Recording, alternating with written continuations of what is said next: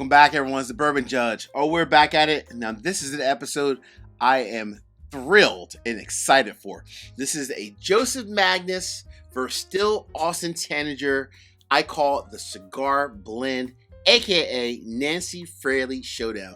Yes, Nancy Fraley Showdown. So, first and foremost, I'm going to say I'm not doing this blind because I'll get to the Tanager in a little bit, but Tanager is actually not a finished product, right? It's called a cigar blend because of a unique process that they use and that Nancy uses. But this one, the OG, it is a finished product. So if you knows them, I mean, hands down, oh my gosh, this just screams a traditional old school Joseph Magnus cigar blend, right? It is a finished product. So I didn't do it blind because, again, this one, it just screams a finished whiskey. So that's the reason why I didn't do it blind, first and foremost. But I am really excited because when you think about just the whole name, the concept of cigar blend, the one name that comes to mind for everyone, or should come to mind, is Nancy Fraley, the master blender, taster. Across the U.S., she's helped so many different brands to revive their brands, to kind of help elevate a brand, in the case of Still Austin. And she's just honestly a very influential person in the whiskey and really the spirits business as a whole. So I'm going to give you a quick overview of Joseph Magnus as well as of Still Austin, and then I'll do the, let's call it the battle. Fair? All right. Last thing I'll say is that over the years, I've been a huge fan of Joseph Magnus for many, many years, and I've reviewed it across like other cigar blends that are out there historically. Old Elk, Starlight, I mean, you name it. A lot of different brands have had now their own version of a cigar blend, but no one honestly really compares to Joseph Magnus, at least the old school Joseph Magnus. Until the new kid on the block comes around, Still Austin. And I will say, I've had a lot of whiskey friends that say, Judge, the Tanager 1 and 2 are better than Joseph Magnus cigar blend. So we're gonna test that theory out. We are going to test that theory out today. All right, quick overview: the Cliff Notes version of Joseph Magnus. Joseph Magnus is based out of Michigan, owned by a great company called Craftco Brands. Again, Nancy Fraley, when this company came back out, because they started back in like the late 1800s, like many other brands, shut down the early 1900s. But when the brand was revived 15, 20 plus years ago, Nancy Fraley had her hand in kind of helping the brand to kind of come back to be revived and so forth, right? They make a bunch of different other products like the Murray Hill Club, some other bourbons as well. But the one that when you think of like the top of the line whiskey for Joseph Magnus, the one that everyone loved historically, like going back to even today, is obviously the cigar blend. All right, for the cigar blend, it's typically a blend of 11 and 18-year-old whiskey. Joseph Magnus, they do source their whiskey. They're very transparent about that, which I'm cool with, but it's typically a blend of 11 and 18-year-old whiskey. They normally source it from different places. I mean, obviously, primarily MGP, but historically, they've sourced it from other places as well. From an MSRP, normally Joseph Magnus is about $180. You might find it for a couple dollars less. You might find it for a couple dollars more. It truly just depends on your market and so forth. But in my market, my region, I typically see it for about $180, maybe $185. Now, the Joseph Magnus, the OG, it is a finished bourbon, as I mentioned before, right? So it is a blend of the 11 and 18-year-old bourbon, finished in Armagnac, sherry, and cognac. This was just like, oh, man. This is my jam back in the day, so very interested to see about this new one, the new kid on the block. And I went old school because one of my patrons, my good friend Scott from Utah, said, Judge, he did the blind or the comparison, but he used a newer batch of Joseph Magnus. They're now in like batch like 300 or 400. I forget the exact number. So I went old school. I pulled an old school Joseph Magnus. So this is batch 36. Woo! Some of Nancy's early work, right? Some of the early work. Batch 36 coming in at 126.24 proof. All right. So that is Joseph Magnus cigar blend. What do we know about the new kid on the block? Very interesting.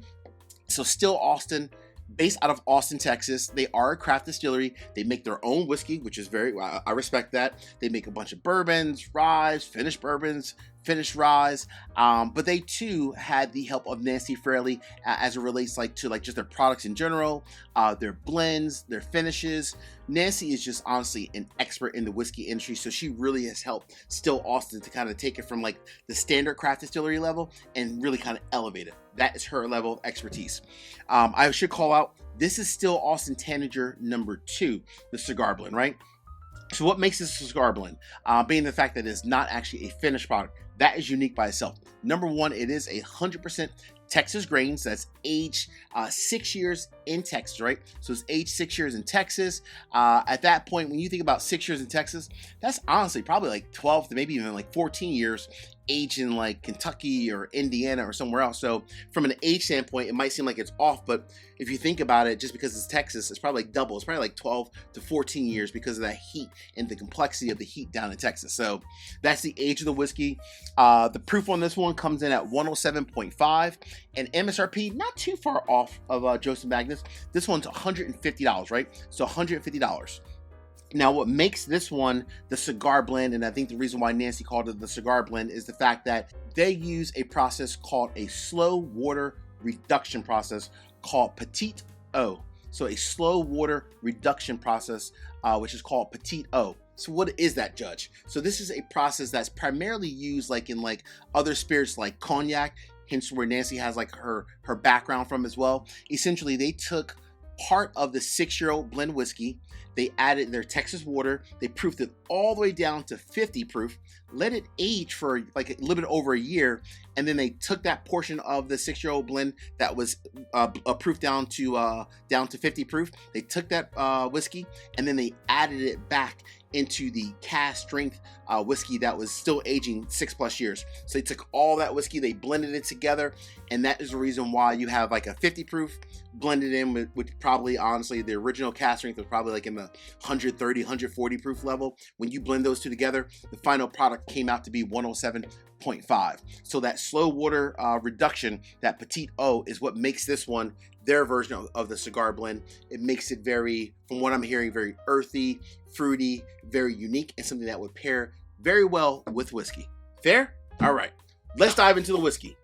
So because of the proof points, I'm going to start with the Tanager, right? The Still Austin Tanager at 107 proof, 107.5 versus the Magnus, which is 126 proof. All right, never had this before, ever, so I'm really excited. Here we go. Thanks again for my buddy Thornton who gave me this sample. I appreciate you, Thornton. Thank you so much, man.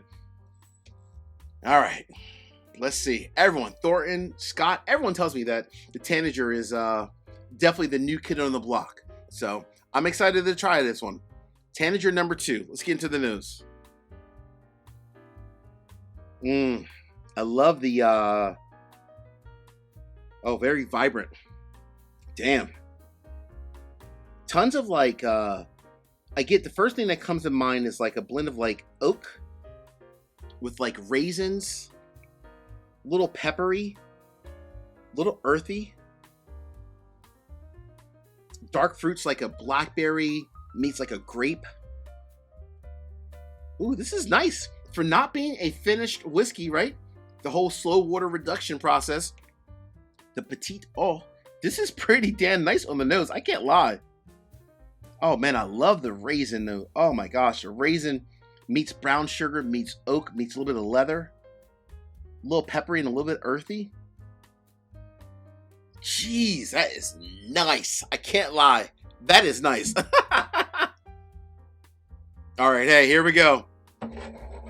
Real quick, 3 quick easy favors. Number 1, hit the like button. Number 2, drop me a comment. Let me know what are your thoughts. If you tried both, which one do you think is better and why? And last but not least, please make sure you subscribe to the channel and hit the bell so you get notification each and every time I release new content. Cool? All right. Cheers. Ooh. Wow. Very rich. Very bold. Even at 107 proof, it might sit slightly above its proof point. Maybe 110, 111. What's cool about this is that raisin meets like leather, oak, spice note that I got in the nose transfers to the palate. Very nice, very elegant, but very robust at the same time. A nice lingering and long finish. Let me get another little sip of this. Jeez. Well, that is nice. Very rich. Very oak forward. I know a lot of people might think, oh, Texas whiskey is going to be very much like Texas forward, almost like a Garrison's. Not at all. Not at all. Sipping this, I personally, more than likely, if I was sipping it blind, right, I more than likely would not think this is even a Texas whiskey. It's very much, that whole slow water reduction process must do something very special with the whiskey, because I will tell you, this tastes nothing like the standard Still Austin, like a regular cask strength bourbon that you would get. It tastes nothing like that at all. This is really damn nice. Hold on, I'm gonna leave that last, I'm gonna pour one more drop in here just so I can compare it at the end if needed to the Joseph Magnus, just to be safe. All right, let me clear the palate real quick. That's pretty nice. So Nancy, I gotta give you credit. That is pretty damn special. Wow. We need Nancy Fraley to work with a lot of brands. Even though she already does work with a lot of brands, a lot more brands. Because that is fantastic. But this one too, boy. Old school, OG. It's hard to beat. All right. All right, let's go ahead and get a little taste of this one.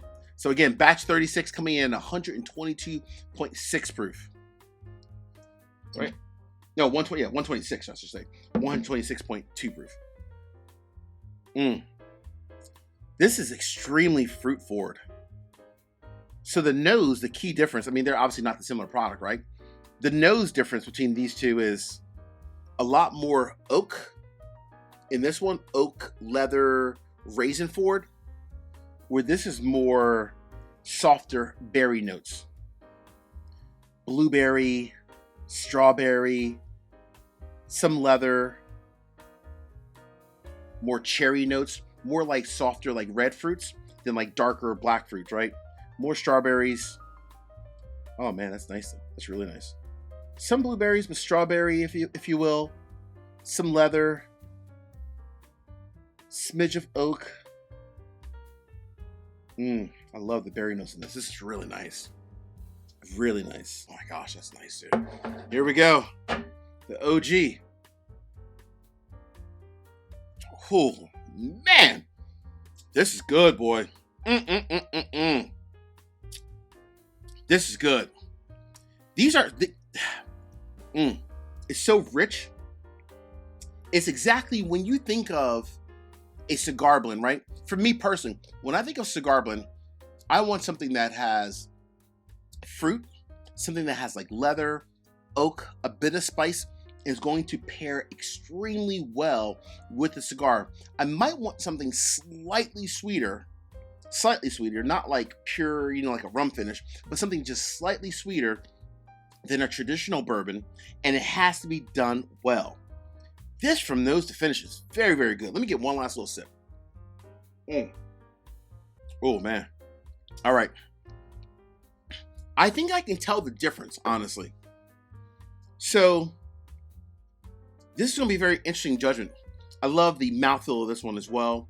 Very long finish at 126 proof. Long, vibrant, but sweet as well. Everything I had in the nose transfers to the palate. This has a lot more like oak, leather, and like a raisin note, which I love as well. So I'm going to say two things. I'm going to give you the judgment. Before I give you the judgment, I have to say, number one, I am absolutely going to be on the hunt and find a bottle of this Still Austin Tanager. No matter what, I'm going to have to trade something from my collection in order to get a bottle of this, because this is damn near amazing. So obviously, Nancy Fraley, you hit the nail on the head yet again. Both of these are amazing. But, Judge, if you were picking one of these, which one would you pick and why? All right, so the judgment is in.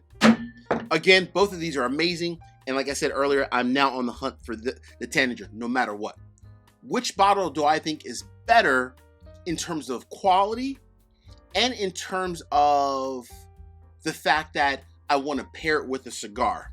For me and me only, I'm going to say I'm going to stick with the OG Joseph Magnus Cigar Blend. Here's the reason why. I think you get just as much oak and a little bit of leather in Joseph Magnus, but combined with a good bit of those fruit notes as well, right? The blueberry notes, the strawberry notes, the cherry kind of note that I had in there as well. This, to me, I would personally think would go much better with the cigar as opposed to this one, which I love, but I don't know if I even need a cigar for this one. For this one, I would probably just sip it like by itself, naturally, no cigar needed. It's actually an amazing pour, but it's more like oaky, more leather, and more raisin forward. Where with this one, it just screams a cigar, and it is fantastic. Both are fantastic. but in different ways. But if I'm gonna give the edge to the true cigar blend, I gotta go OG. I have to go with Joseph Magnus, batch 36. That is an amazing pour. Hey friends, as we say in this courtroom, peace, cheers, most important, salute. Take care. See you guys.